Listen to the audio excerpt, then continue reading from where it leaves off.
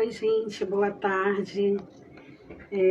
Nós vamos, eu iniciei aqui já a live, iniciei aqui já iniciando a conexão. Eu sou a Márcia Helena, tá? Eu sou assistente social, sou professora, estou aí como pesquisadora do Laboratório de Estudo de Gênero, vinculado à Universidade Federal do Amazonas. E nós estamos iniciando. Essa é a nossa primeira live. A nossa primeira live ela tem como proposta nós dialogarmos sobre a campanha Agosto Lilás.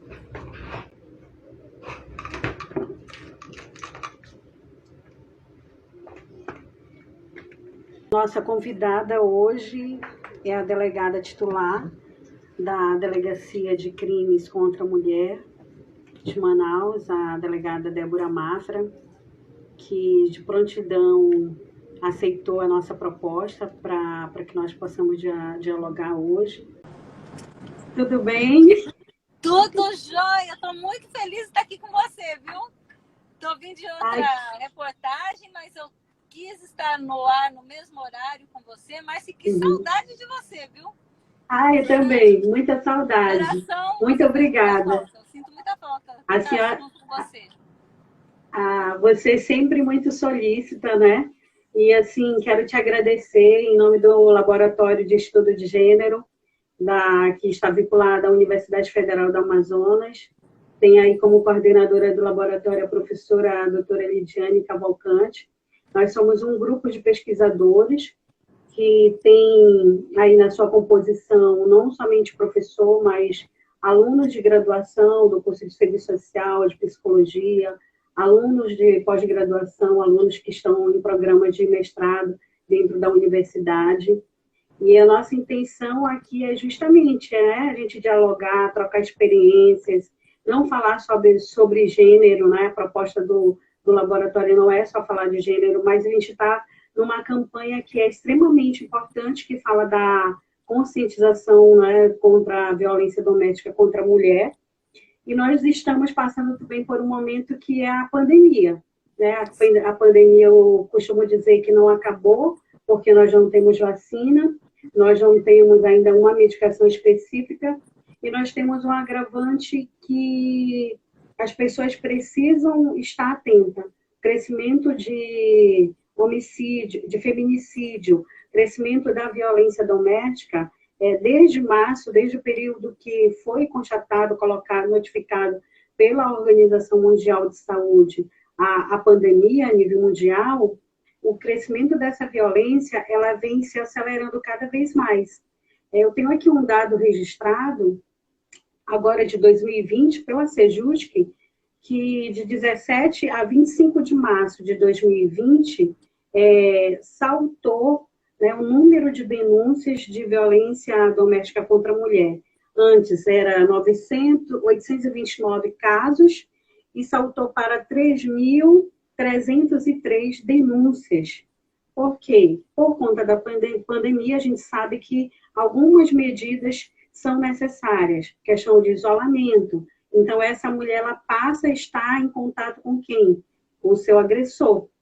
Porque, geralmente, né, até pela minha pesquisa de mestrado, eu pude perceber que todas essas mulheres, elas convivem com os seus agressores, né, sejam maridos, companheiros, de saber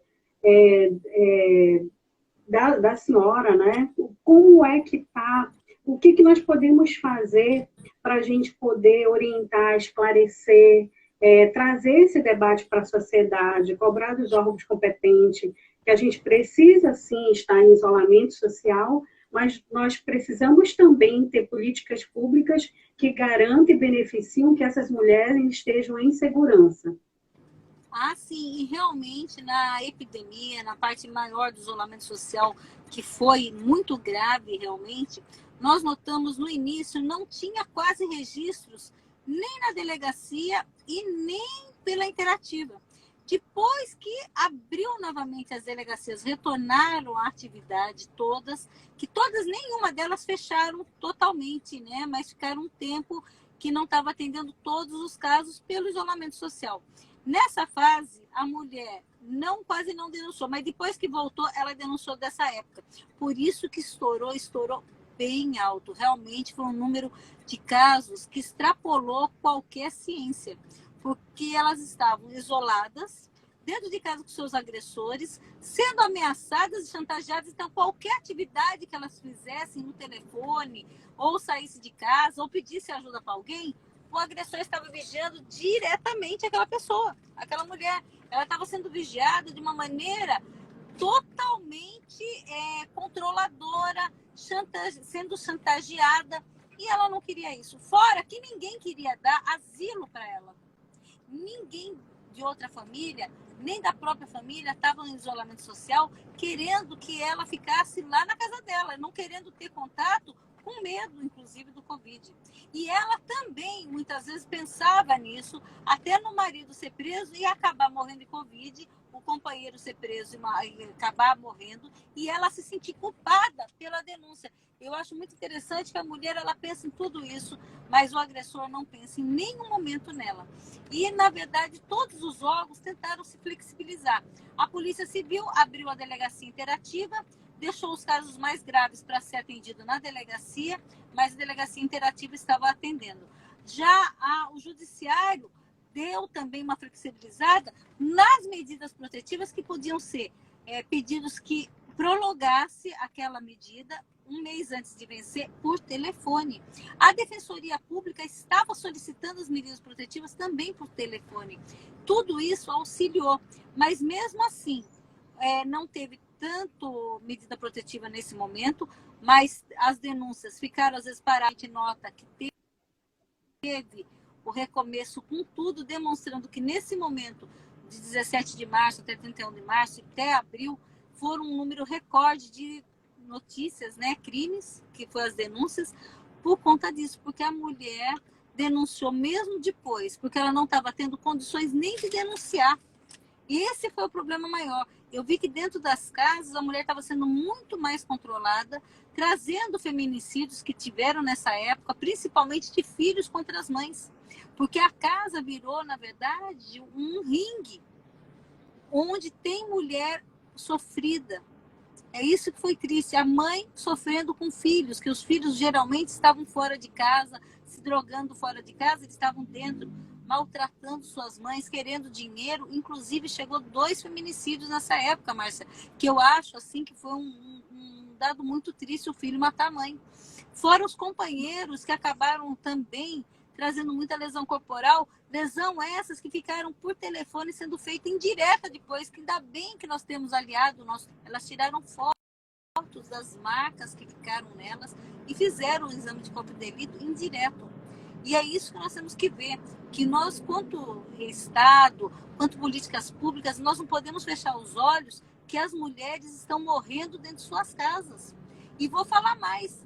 Como eu estava falando, que eu criei uma teoria há pouco tempo, eu mesmo criei, tem que ir para estudo. Márcia, você que está aí, né, no laboratório de gênero, quantas e quantas mulheres não morrem de causas que não é o feminicídio, mas é o feminicídio indireto?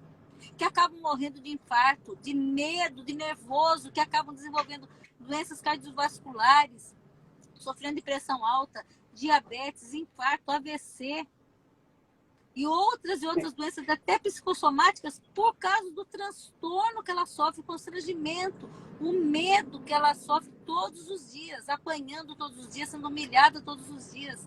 Então, diversas mulheres morrem de outras causas que, para mim, é um feminicídio indireto. A questão da violência, né, ela é uma questão extremamente que ela denigre mesmo, né, os direitos humanos, porque ela viola todos os direitos dessa mulher.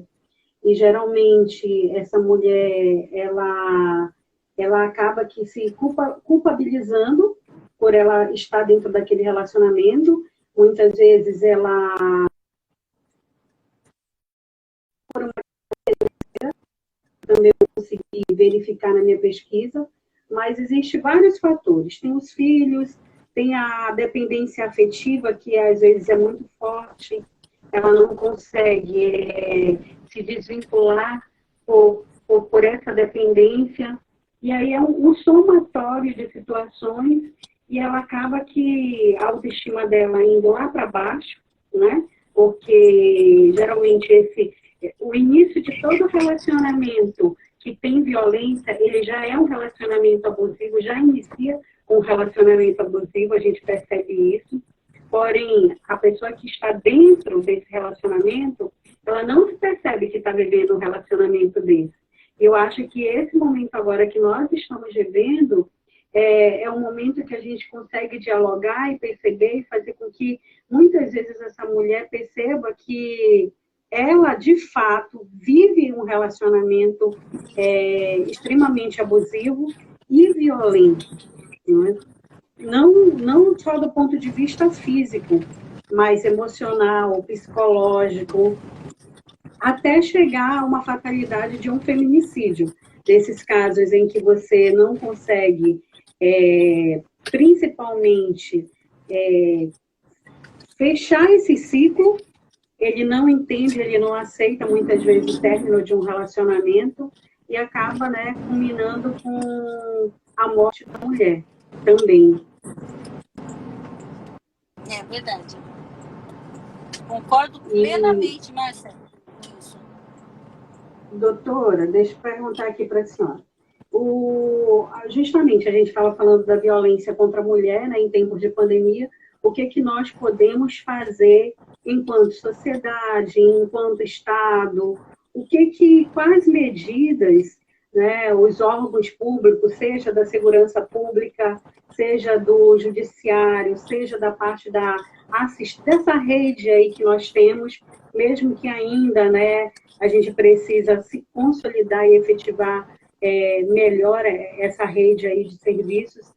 Ainda assim, o que tem sido feito para a gente tentar buscar soluções e alternativas para essa mulher que está em situação de violência nesse momento que a gente vive, que a gente está passando por essa pandemia? Primeiro, realmente flexibilizar o máximo, a facilitar com que ela denuncie. Isso tem que ser feito o quanto antes, já está sendo feito. A Defensoria tem que continuar com o canal de telefonema para ela pedir medidas protetivas. A Polícia Civil também tem que flexibilizar, chegou lá no DIP, já ou na hora, na delegacia da mulher, que seja, ela registrar, ser ouvida imediatamente, já mandar urgente o pedido dela para o juiz. Os juízes também flexibilizarem com telefonema para ela aumentar a quantidade de tempo da medida protetiva, que isso auxilia em muito nesse tempo de pandemia. Que muitas vezes a mulher está com os filhos que não estão indo à aula, então para ela fica mais dificultoso tomar ônibus, tomar um Uber que seja, para ela é muito difícil, nem sempre ela está com dinheiro ali. Então tudo que se flexibilizar para que ela consiga essas medidas protetivas o quanto antes é o melhor. E é isso que nosso serviço, políticas públicas, é para isso. Para que a mulher ela não fique sofrendo, nem que seja para dar um telefonema, ser feito até às vezes um BO online. Pode ser feito. Então ela tem que ser feito e já mandar ela mesma avisar a Defensoria Pública por telefone, que muitas vezes nesse momento não dá para sair de casa. E ela não consegue. Esse sinal do X vermelho, né, na mão, eu achei um fenômeno muito grande, que ela, sem falar uma palavra, ela está pedindo socorro. Então, nós temos que continuar com políticas dessa, de pedir a pizza para o 90 atender e saber que é uma... Delegada, deixa eu falar aqui. A campanha Sinal Vermelho eu achei fantástico, né? A campanha do Conselho Nacional de Justiça. Porque é uma campanha que, de certa forma, é silenciosa, tem o objetivo justamente de alcançar essa mulher que, nesse momento, tá na convivência desse agressor, não sabe, muitas vezes, como faz para denunciar, porque está temerosa, muitas vezes, né? Geralmente, se fica dessa forma, para, na palma da mão, né, com qualquer pincel, um X vermelho já indicava que ela estava ali, né, sendo violentada e que ela precisava de socorro, não precisava falar mais nada. E aí, e aí eles automaticamente acionam a polícia militar. A polícia militar, segurança pública, e quando eu falo polícia militar no sentido da segurança pública, dos policiais, eles estão preparados, capacitados para acolher essa mulher numa situação dessa? Sim, estão preparados. Inclusive o da pizza também, quando ela liga ao 190 e pede uma pizza, já estão preparados aqui.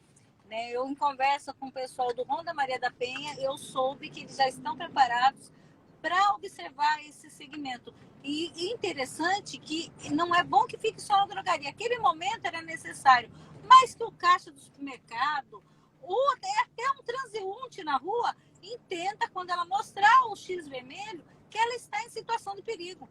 Porque muitas vezes o agressor, por ser covarde, ele não vai atacar a mulher em local amplo, mas ele está ameaçando aquela mulher. Muitas vezes a mulher está com ele em cárcere privado, está sendo sequestrada, porque o sequestro é em andamento, não é em cárcere, o cárcere privado tem que ser parado. Mas o sequestro é com a pessoa parada mesmo. Então, isso tem que ser colocado em pauta, que ela pode estar sendo sequestrada pelo próprio companheiro dela. Então, a gente tem que estar ajudando, estar orientado a isso. Qualquer mulher que passe perto de você e mostre o sinal vermelho, ajude, chame o 190, fale quem é a mulher, ou tente, se você conseguir, puxar essa mulher para ajudar, colocar no teu carro. Já teve muitas vítimas que conversaram comigo sobre isso, que no momento, às vezes, pede socorro e a pessoa não faz nada. Teve até uma moça, que eu acho até interessante a história dela, que ela disse que ela sofreu violência doméstica sem sofrer. Ela estava no ponto de ônibus e um bandido chegou e foi roubar o celular dela e puxava o celular dela. E ela segurava o celular e pedia socorro e não tinha ninguém no ponto de ônibus, mas chegaram 3 rapazes. Ela falou, agora eu vou ser salva, meu celular vai ser salvo também. E o cara pegou, empurrou ela, falou uns palavrões e levou o celular. E os caras, nenhum deles fizeram nada. E ela chegou e perguntou, por que vocês não me ajudaram? Eu estava sendo assaltada. Eles, era um assalto? Eu achei que era o teu namorado querendo saber alguma coisa do seu celular. E eles ficaram quietos. Então, é isso que nós não podemos admitir mais. A gente vê um homem batendo numa mulher, maltratando uma mulher, e a gente não querer se intrometer, achando que o homem está certo em cometer aquele ato. Aqui em briga de marido não se mete a colher, né? Porque muitas vezes, eu lembro que quando eu trabalhava na delegacia, quando nós não era especializada, mas trabalhei uma época, né? Você sabe, na delegacia, e às vezes, muitas vezes, quando chegava uma mulher em situação de violência, que ela começava a descrever tudo que ela vivenciava, às vezes a gente escutava piadinhas, né? Da parte masculina. Não adianta vocês irem fazer a visita na casa dela, porque amanhã ela está novamente com essa mesma pessoa. Isso já é uma rotina, está acostumada, gosta de apanhar. E a gente sabe que ninguém gosta de apanhar, mulher nenhuma gosta de apanhar. E a gente precisa realmente desconstruir essa imagem, essa coisa de que a mulher gosta de apanhar e que ela está acostumada e que ela vai voltar. Eu costumo dizer que a gente precisa acolher e não julgar. A gente não pode julgar uma mulher em situação de violência, a gente tem que escutar essa mulher, porque é muito fácil a gente julgar. Sim. E eu concordo com você, mas que você tem uma vivência de delegacia também, e nós temos que auxiliar. Como você disse, nenhuma mulher gosta de apanhar, nenhuma mulher gosta de ser humilhada, mas situações que ela já está sofrendo, precisaram aceitar a situação que ela está. Você mesmo disse, porque o agressor, ele culpa ela o tempo todo. E às vezes ela acha que ela está realmente desmoronando o lar. Ela não está bem psicologicamente. A pessoa que sofre violência doméstica, ela não fica bem. Muitas vezes a marca física vai curar, mas as marcas emocionais, a psicológica, que ela leva até transtornos de personalidade, que eu cheguei a ver, Márcia, mulheres que não conseguem nem conversar mais, porque sofreram muitas vezes, já estava sendo um hábito na vida dela, humilhação psicológica, e ela passa a acreditar que ela não tem direito, que ela não consegue e que ela não é ninguém sem aquele agressor. E ela acaba criando vínculos com o agressor, se apaixonando, criando a síndrome de Estocolmo. Então, nós, quanto sociedade, parentes, nós temos que estar junto com elas e falando para ela que não é assim. Por isso que toda mulher que era encaminhada à minha mão ali na delegacia da mulher, eu encaminhava diretamente ao SAPEN, porque você sabe que o SAPEN faz com que aquela mulher seja vista tanto na parte assistencial quanto psicológica.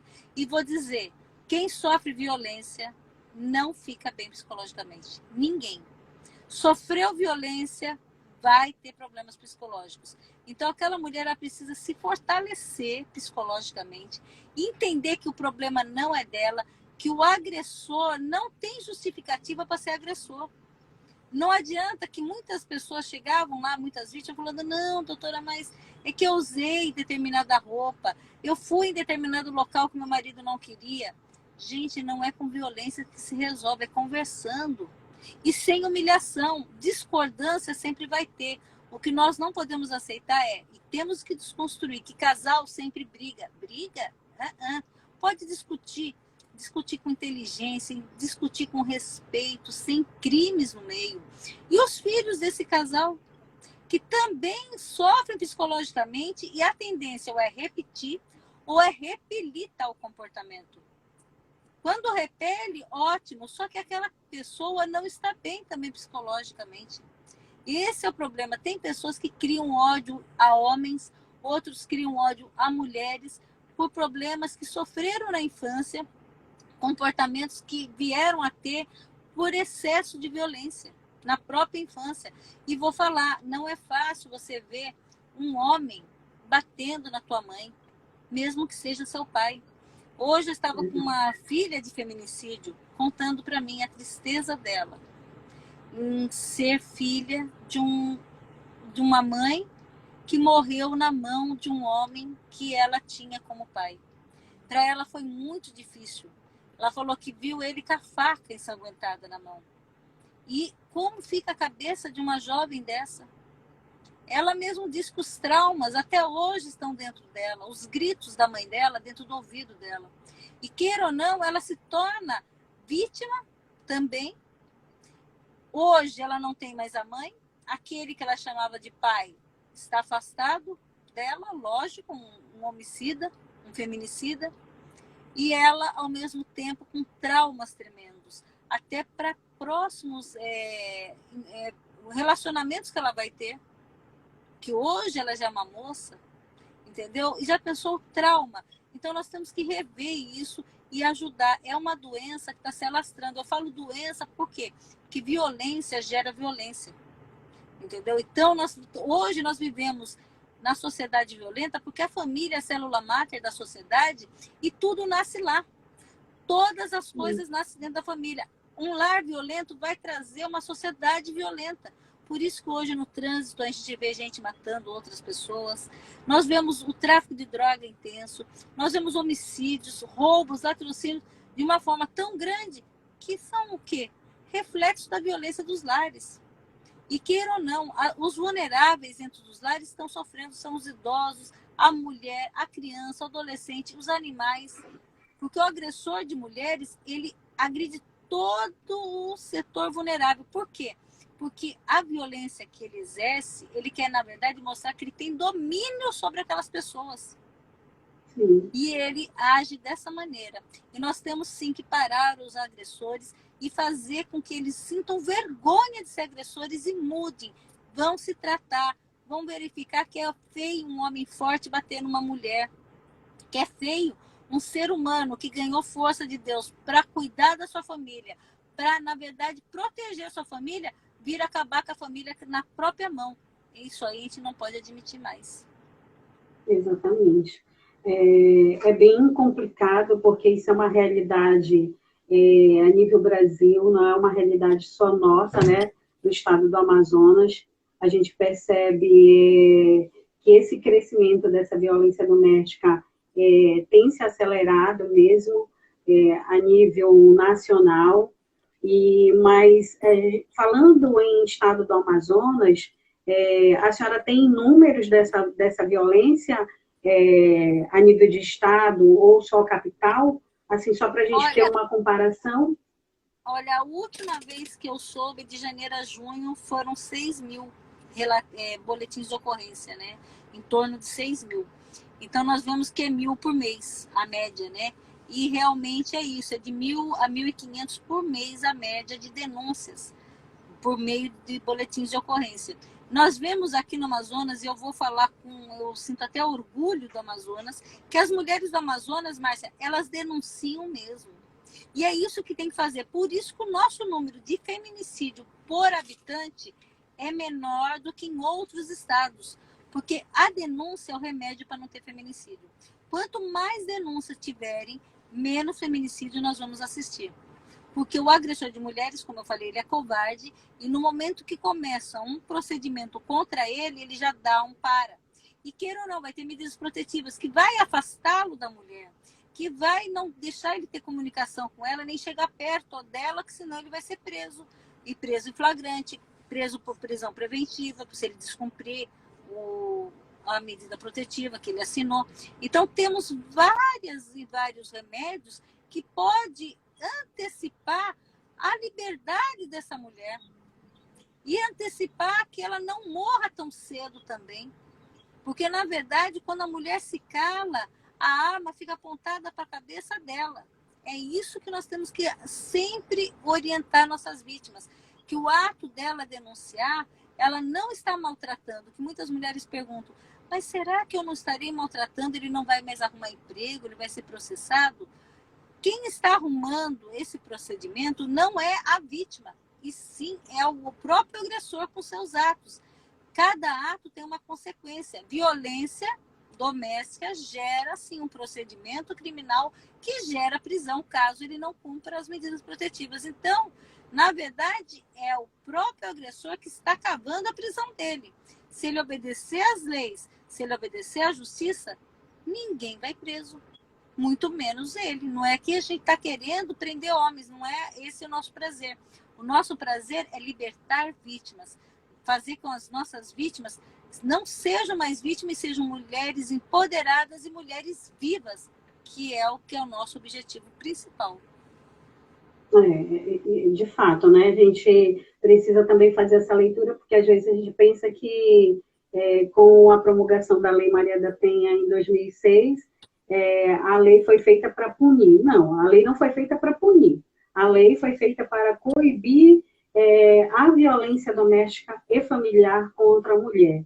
A lei foi feita para justamente a gente poder ter esse olhar educativo.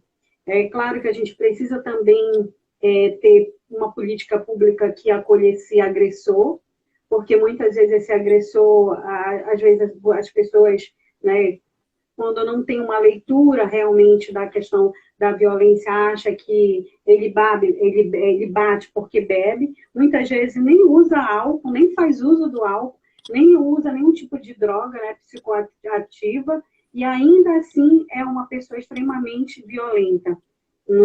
Assim, a priori não teria um motivo, uma justificativa para ele ter. Né? Aqui eu estou vendo aqui a Aline está colocando uma pergunta, deixa eu verificar aqui. Pode ter todas as possibilidades, porém, se não trabalhar a subjetividade dessa mulher, não vai conseguir sair do ciclo vicioso que se encontra, né? É realmente elevar a autoestima dessa mulher. Por isso é que é necessário esse trabalho em conjunto, né, dessa rede aí de atendimento e enfrentamento. A porta de entrada é a delegacia, no sentido da denúncia, porém essa mulher ela precisa passar por todo aquele processo ali dentro dessa rede de enfrentamento para ela realmente poder se libertar, sentir a necessidade, né, eu acho, de pôr um ponto final. É difícil? É difícil. Eu não passei por uma situação de violência, mas a gente, em experiência profissional, pesquisa realizada, a gente percebe o quanto é difícil, por isso é que a gente não pode julgar uma mulher que está em situação de violência. É isso mesmo, Márcia, você tem muita experiência nisso. A mulher de violência doméstica, ela está realmente abalada psicologicamente, a gente sabe disso. Muitas vezes ela teve vontade de conseguir sair daquele ciclo, ela não conseguiu. Por quê? Porque não teve apoio, às vezes, da família, um apoio de amigos, às vezes até a criticam, porque acontece isso ainda hoje, porque ainda no Brasil o machismo impera, e o machismo não impera somente entre homens, mas entre mulheres também, falando, você não vai dar uma chance para ele, está chorando pedindo perdão. Pense, você tem filhos com ele, você quer destruir seu lar, você quer ver ele preso. Então, muitas coisas vêm na cabeça dela, fora que muitas vezes ela deixou a carreira dela para seguir até os mandamentos dele, para não sofrer violência doméstica. Muitas mulheres deixam o homem agressor tomar conta daquele espaço. Quando ele fala para ela, você não vai mais na casa da sua mãe, ela para de ir. Pode ver que a maioria das vítimas de violência doméstica, elas se isolam dos amigos, dos parentes, e elas acham que elas estão conseguindo, né, tentar fazer com que ele não bata nela, que ele não trate mal ela. E, na verdade, não é isso que consegue. Na verdade, só consegue o quê? Ela ficar mais e mais dentro da teia da aranha que ele faz para ela. É uma teia de aranha, teia da violência doméstica. Ela fica presa ali. E cada vez mais que ela luta para sair, ela não consegue.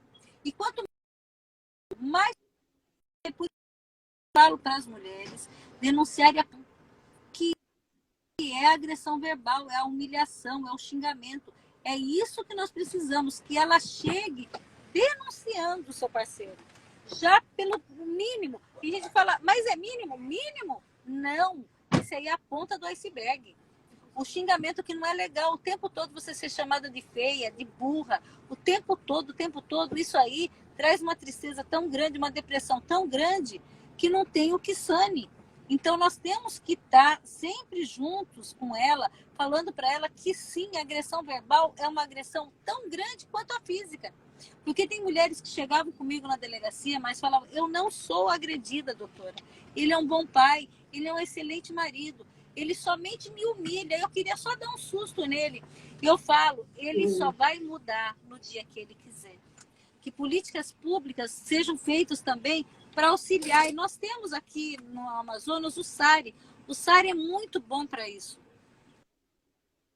Agora, nesse período da pandemia, esse atendimento com o agressor está sendo realizado normalmente?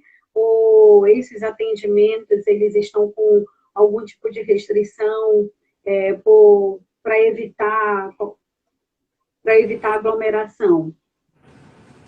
Isso. Obrigada. Oi, acho que parou aqui rapidinho, deixa eu ver. Deixa eu voltar, tentar voltar aqui com ela.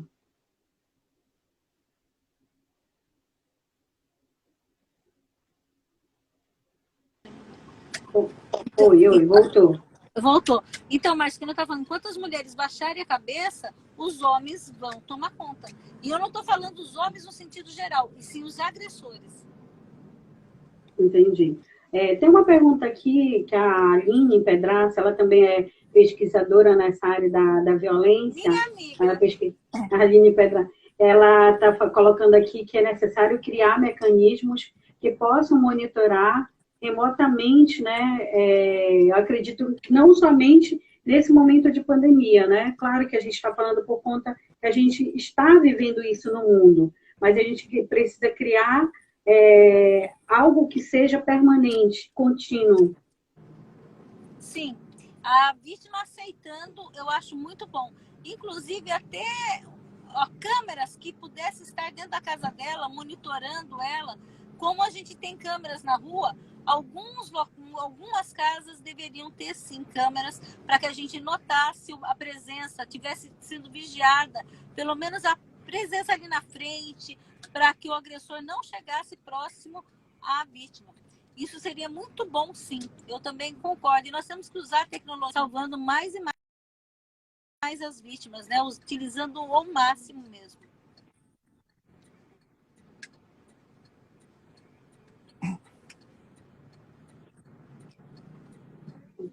O Alerta Mulher está funcionando normalmente? O Alerta Mulher está funcionando normalmente e está tirando muitas mulheres do risco de vida, sim. Porque elas acionam, né, e em minutos a Polícia Militar, que já é, aquela vítima já é georreferenciada, ela vai ser atendida o quanto antes. Então, a Aline está participando bastante aqui, colocando, vamos pensar algo para o celular. Então, esse algo para o celular já é o Alerta Mulher, porque ela tem um cadastro, né? Sim, sim. E ela realmente utiliza esse cadastro, isso que é o importante. Ela não deixa de utilizar o cadastro de forma alguma, e não tem só Alerta Mulher. Olha, hoje já tem um da OAB, tem vários canais de denúncias por celulares, aplicativos, que tem que ser utilizado sim pela vítima, né? Ela tem que usar aquele que ela verifica que vai ser bom para ela e não deixar de utilizar. E vou falar, parentes de vítimas também podem denunciar por meio de 180, 181, inclusive a própria vítima. O que não pode deixar é deixar a vítima a sofrer na mão do agressor, de forma alguma. Deixa eu ver aqui uma pergunta que colocaram. O Felipe, estão elogiando aqui a senhora, tá? Que a senhora é maravilhosa. Precisa, aqui a Aline colocando que é necessário melhorar o sistema. O Felipe colocou aqui que a violência contra a mulher no Brasil é algo cultural. Talvez para a diminuição dessa violência seja necessário uma reeducação nas escolas, desconstruindo o pensamento machista e preconceituoso. Eu acho que isso é a saída, Marcelo. Nós temos lei forte, temos polícia que prende, temos juízes que julgam e punem, mas nós precisamos de educação. Enquanto nós tivermos educação machista, não vai dar certo. Mas eu acredito que após a Lei Maria da Penha ter entrado em vigor há 14 anos, daqui 20 anos vai diminuir muito, porque os homens já estão sendo educados sabendo que existe a Lei Maria da Penha. Então, as escolas já trabalham esse tema. E daqui 20 anos, eu acredito que pode não acabar, mas diminuir e muito, porque os homens vão saber. Bateu em mulher, prisão. Ofendeu uma mulher, é ridículo. É isso que tem que ficar. E vai ser preso, vai responder. Chamou a mulher de feia, vai pegar lá 3 meses, 4 meses de pena, de prisão. Então, isso que ele tem que saber. E outra, da prisão em flagrante. Ah, mas chamar de feia da prisão em flagrante? Dá sim. Se a vítima conseguir um policial que leve ele preso, ou alguém do povo prenda ele, dá prisão em flagrante sim. Qualquer crime do Código Penal cabe prisão em flagrante. E a gente precisa também sensibilizar esses homens, né? O homem tem que entender que hoje a gente está em pleno século XXI, e que a violência ela não pode ser algo que nós não podemos naturalizar a violência, né? A gente não pode aceitar, a gente não pode entender que a mulher, há anos atrás, ela era já concebida já no ventre da mãe a ser de um homem e tinha que casar e manter aquela relação, mesmo uma relação muitas vezes, né, que não a fazia feliz, que era cheia de violência. E isso a gente não pode mais, isso está ultrapassado. A gente precisa, de fato, ter uma política de educação que permita que dentro das escolas a gente possa falar, dialogar abertamente sobre famílias, não ter um único modelo de família. A gente precisa educar homens para realmente essa sociedade que nós estamos aí. Porque o que a gente percebe muitas vezes que ainda existe uma forma de educar o homem diferente da educação da menina. E aí fica muito, extremamente complicado. Para o menino pode tudo, para a mulher não pode nada. Sim. E olha, agora está quebrando esse paradigma, e eu acredito que após a Lei Maria da Penha quebrou muito o pensamento machista no Brasil, mas existe muito. E hoje a gente vê que a mulher está em todo o segmento da sociedade e ela tem que ser respeitada, mas mesmo assim, com a nossa luta, nós ainda sentimos muito preconceito, não só dentro de casa, fora de casa também. Ainda há muito preconceito da mulher trabalhar fora, ainda há muito preconceito da mulher querer ter a liberdade dela da maneira como ela quiser. Porque, como você falou, antigamente a mulher era criada para o lar, somente para isso. Não tinha opções. E hoje não, hoje a mulher está trabalhando fora, se ela quiser casar, ela casa, se ela não quiser, não se casa. Quer dizer, ter filhos tem, se não quiser, não tem. E nós temos que ser respeitadas nisso. E é isso que tem que ser a educação das crianças de hoje. Verificar, como você falou, que às vezes a mãe faz o papel de mãe e de pai dentro de casa. Quantas mulheres não são arrimos de família, Marcelo? Quantas e quantas mulheres não estão ali lutando, trabalhando, criando seus filhos. E é isso que nós temos que lutar a favor dessas mulheres. E nós não podemos nos calar, que antes as mulheres não tinham união. Hoje as mulheres estão começando a se unir.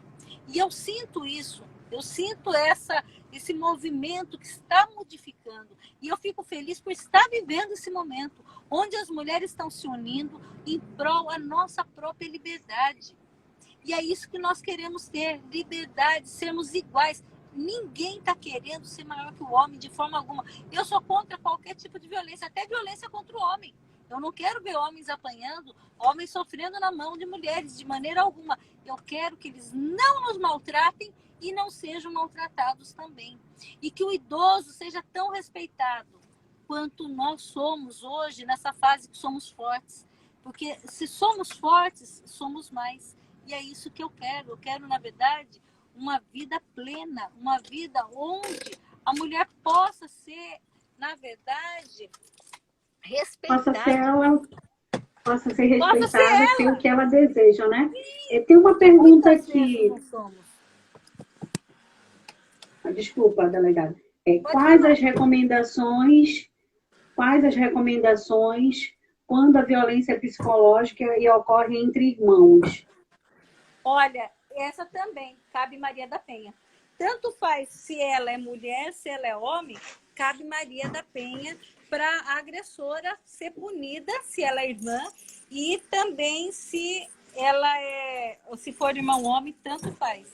Então, nós temos que entrar nesse segmento de denunciar. O irmão não é maior que a irmã, e nem uma irmã pode ser maior que a outra. Tudo tem que ser no respeito. E é isso que é a minha luta, que todos se respeitem mutuamente. Nós não podemos, de forma alguma, querer fazer com que uma seja subjugada pela outra. E tem acontecido muito isso, Marcelo. Desculpa aí que eu estou me sentando agora que eu cheguei em casa, ficou melhor, né? Não podemos, de forma alguma, ser subjugadas. E muitos irmãos querem subjugar suas irmãs. E o pior, que tem pais que faz o quê? Que acobertam os filhos, homens que batem nas irmãs.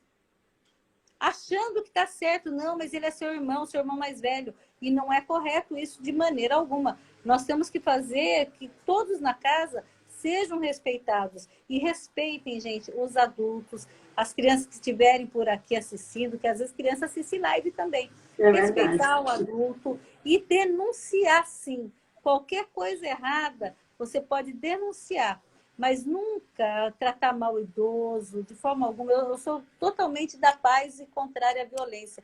Como eu falei, é isso que nós precisamos, Márcia. E você que já trabalhou junto comigo, você sabe, nossa luta não é para ser maior que homens, mas sim para ser respeitadas e contra a violência de qualquer forma. De onde ela vier, nós temos que combater. Certo. Professora Lidiane também está aqui na live, agradecendo aí a participação em ter aceitado o nosso convite. Mais uma vez a gente agradece. E aqui tem uma outra pergunta que fizeram. Essa lei serve para o homem? Eu acho que essa lei deve ser a Lei Maria da Penha, que a pessoa está pedindo. Porque existe mulher que bate. Aí aqui ela colocou aqui a pessoa, peraí, rapidinho. Porque existe mulher que bate em homem, aí não estou defendendo, não, mas existe também. É aquela situação que a senhora colocou, que não é favorável a nenhum tipo de violência. nem a mulher que bate no homem, e principalmente o homem que bate numa mulher. Mas eu acho que a pergunta da colega é se a Lei Maria da Penha ela serve para a proteção do homem. Deve ser Não. isso. A vítima sempre tem que ser mulher.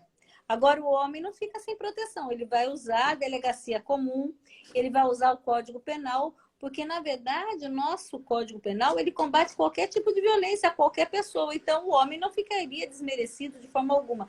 Ele só não tem uma lei que ampara ele, como a Lei Maria da Penha ampara a mulher, porque ele tem força física. Então, na verdade, a Lei Maria da Penha vem tratar desigualmente os desiguais. Nós temos uma lei forte porque a mulher é fraca fisicamente, ela não consegue combater por igual uma violência do homem. Tanto que os estupros é mais de homem contra a mulher. Tanto que a violência doméstica, mais quem sofre? A mulher, é o sexo feminino que acaba sofrendo por não ter força física. E, inclusive, isso foi estudado até para ser feito e elaborado a nossa Lei Maria da Penha, para tratar desigualmente os desiguais. Nós não tínhamos como ser tratado igual como estava acontecendo. O que acontecia? Aumentaram e muito o nosso feminicídio no Brasil, a ponto de nós sermos o 5º no ranking mundial de feminicídio, que é uma tristeza muito grande para um Brasil rico, um Brasil produtivo, ter uma vergonha que as mulheres morrem mais dentro de suas casas por arma branca na mão de conhecidos. E principalmente familiares, né? Exatamente. E, delegada, assim, o canal hoje, para denúncia, além de ir até a delegacia, seria o mais correto o 190, ou existe um outro canal que possa ser mais seguro para essa mulher que, nesse momento, pode até estar nos assistindo, mas está numa situação que a impede dela de ir até uma delegacia? Olha, o canal principal para mim é o 190, porque ele leva o agressor em flagrante. Está acontecendo naquele momento, liga 190, fala que você está em perigo de vida, ou se você estiver ouvindo uma mulher sofrendo, ligue 190 para que aquela mulher não sofra mais, que ela não venha a ser violentada, né? Nós temos que salvar a nossa mulher. Então, 190 é o canal para aquele momento. Você está vendo uma briga na rua, ligue 190. Você está escutando uma mulher chorar, 190. Agora, você sabe que a tua colega chega machucada e não tem coragem de denunciar. E ela confidenciou a você que ela sofre violência doméstica, mas não tem coragem. 180 ou 181. Que aí você pode denunciar, falar o nome dela, o endereço correto para que os policiais possam ir lá com ela e fazer com que ela denuncie aquele segmento que ela está sofrendo de violência, que muitas vezes ela não tem coragem. Às vezes a própria vítima não tem coragem, em privado, até psicológico, e ligar 180, a civil estará ali com ela. Então... Outro também, familiares que sabem que a sua filha sofre, diz que 180, 181, para que consiga fazer com que ela denuncie. Ah, tá. Então, o 190 está acontecendo nesse exato momento, liga para o 190. Isso. Aí eu sei 190. De uma situação de uma colega, de uma conhecida, de um parente, é o 180 ou 181, é isso? Isso mesmo, isso mesmo. E porque tem aqui pessoas... Tá. Pode falar. Sobre o relacionamento abusivo, cabe Lei Maria da Penha? Sim, o tempo todo. Relacionamento abusivo, ele vai ter um tipo de violência, seja física, seja verbal, seja patrimonial, seja sexual. Tem sim. A vítima sendo mulher, cabe Lei Maria da Penha. Inclusive, então, Márcia, a Lei Maria da Penha agora cabe também para as mulheres trans, né? Ah, sim, é verdade. Aproveitando aí o seu gancho, talvez, provavelmente, sexta-feira, quero aí convidar quem está assistindo a live, nós teremos uma live para falar, né, da visibilidade lésbica, LGBT, que é uma das propostas também do Laboratório de Gênero, a gente também trazer, discutir essa temática que é tão importante e que a gente precisa também debater. E aí, como a senhora colocou, né, que hoje a Lei Maria da Penha também acolhe as pessoas trans, né? Como é que está essa aceitação? Aqui no Amazonas, a primeira pessoa que pediu, que ajudou uma trans a pedir, solicitar as medidas protetivas, fui eu, quanto delegada. E, na hora, nosso juizado de violência doméstica e familiar, no combate, né, a violência doméstica e familiar, aceitou e deu as medidas protetivas. Mas é por força de decisão, se amparando que a lei ampara o gênero feminino. Então, nós precisamos realmente trabalhar isso para que nossas mulheres trans não venham sofrer violência doméstica, né? Porque realmente elas sofrem. E vou falar, os relacionamentos homoafetivos são iguais os heteroafetivos, iguaizinhos. Sempre vai ter uma figura do agressor e a figura da vítima. Inclusive, nas homoafetivos femininas, também cabe Lei Maria da Penha. Então, vai ter a figura da mulher vítima e a figura da mulher agressora. E essa mulher agressora, sim, vai sofrer a punição da lei igualzinho, não vai mudar em nada. Ai, que maravilha. Isso é muito bom a gente saber, porque embora a gente ainda esteja vivendo, como a senhora colocou, aí as pessoas que estão aí nos assistindo na live falando da questão do machismo, a gente sabe que as pessoas que vivem uma relação homoafetiva sofrem preconceito duplamente, muito, muito mais do que hétero. E é importante a senhora trazer esse diálogo de dizer que cabe Lei Maria da Penha nessas condições também e que a medida que vai para uma relação hétero também vai para uma medida para uma relação homoafetiva. Isso é importante a gente saber porque muitas pessoas sofrem caladas. Se as héteros sofrem, as homoafetivas também sofrem, mulheres trans também sofrem, porque até sabem dos seus direitos, mas nem sempre as pessoas ou a sociedade, ou então aquelas que estão muitas vezes dentro dos órgãos públicos, aceitam que precisam, né, cumprir o que a lei determina. Isso é importante a gente saber, né?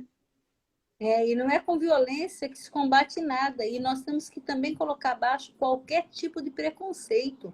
Nós temos que ter amor no ser humano, amor naquela pessoa que está sofrendo, independente de credo, religião, gênero, qualquer coisa. Eu sempre fui assim.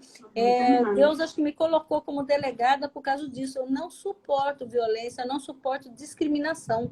Eu acho que tem que ser combatido isso. Nós todos somos seres humanos, podemos ser desiguais, mas não podemos sofrer violência. Isso de forma alguma. Nós temos que saber que atrás daquela figura existe uma pessoa, um ser humano, e nós temos que combater. E junto com todo mundo, a sociedade tem que ser educada nesse sentido desde pequeno, a combater o preconceito, a combater a violência, porque o preconceito é um tipo de violência, Márcia. E fere muito, e muitas famílias, né, acabam querendo machucar. Nós trabalhamos com a Lei Maria da Penha, as suas mulheres, por qualquer coisa, às vezes até por religião, às vezes os pais vão para uma religião, aquela filha não quer ir daquela religião, ela acaba sofrendo castigos físicos por isso. E outras coisas que nós vemos que não dá mais, não cabe mais. Nós temos que ter, na verdade, tolerância, amor, não discriminação, não violência. Porque a nossa sociedade, que hoje, em 2020, fala tanto em liberdade e castiga por coisas tão mínimas. É verdade. É verdade. É um discurso meio que contraditório, né? Que a gente fala tanto em liberdade, em ser livre, em fazer que a mulher ela é livre para fazer o que ela quer, enfim, aceitarmos as relações, sejam entre homens e mulheres, mulher e mulher, homem e homem, mas ainda assim a gente vive essa falsa liberdade entre nós mesmos, muitas vezes. Eu acho que a gente está chegando aqui ao fim. Eu não quero deixar para encerrar assim, sem antes agradecer mais uma vez a tua participação, dizer assim que eu tenho um carinho muito grande por você, porque todas as vezes em que eu fui ali precisar seja da pesquisa de mestrado, seja agora, você sempre foi muito solícita, né? Admiro muito o seu trabalho frente à delegacia, é um trabalho que tem alcançado bastante visibilidade, desde a delegacia do anexo da Cidade de Deus, e aí você chega hoje na delegacia aqui do Eldorado, que é a pioneira, né, aqui em Manaus, e fazendo um belo trabalho, né, com uma equipe que tem aí um reflexo muito grande do seu trabalho, de quão você é esforçada para a gente poder realmente, de fato, fazer com que essa mulher, quando esteja em situação de violência, vá denunciar e que ela consiga prosseguir com essa denúncia, né? Não ficar só na denúncia, porque senão ela volta novamente para a estaca zero. E uma coisa, eu lembro que isso é uma coisa que ficou muito séria, muito forte dentro da minha cabeça quando eu te entrevistei, em 2017, 18, não foi? Quando eu te entrevistei em 2018, que você falou, eu quero trabalhar com pessoas que não julguem essas mulheres, porque elas já são julgadas pela sociedade. Né? Então, quero agradecer mais uma vez em nome do Laboratório de Gênero vinculado à Universidade Federal do Amazonas, agradecer a professora